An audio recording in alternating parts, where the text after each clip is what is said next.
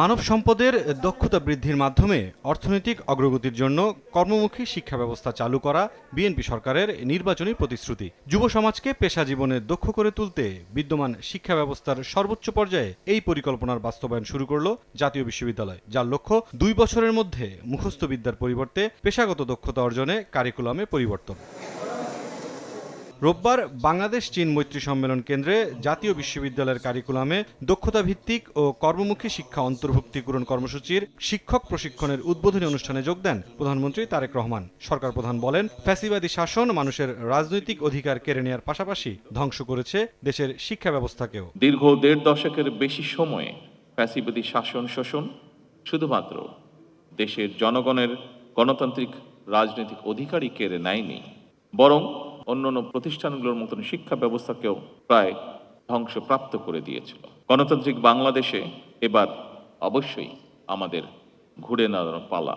প্রযুক্তি বিপ্লব মোকাবেলায় সার্টিফিকেট নির্ভর শিক্ষা ব্যবস্থার পরিবর্তে বাস্তব ও কর্মমুখী শিক্ষার বিকল্প নেই বলে মন্তব্য করেন প্রধানমন্ত্রী। প্রযুক্তিগত বিপ্লব মোকাবেলায় সার্টিফিকেট নির্ভর শিক্ষা ব্যবস্থার পরিবর্তে বর্তমানে দক্ষতা ভিত্তিক, প্রযুক্তি নির্ভর এবং বাস্তব ও কর্মমুখী শিক্ষা ব্যবস্থার গড়ে তোলার মনে হয় কোনো বিকল্প নেই।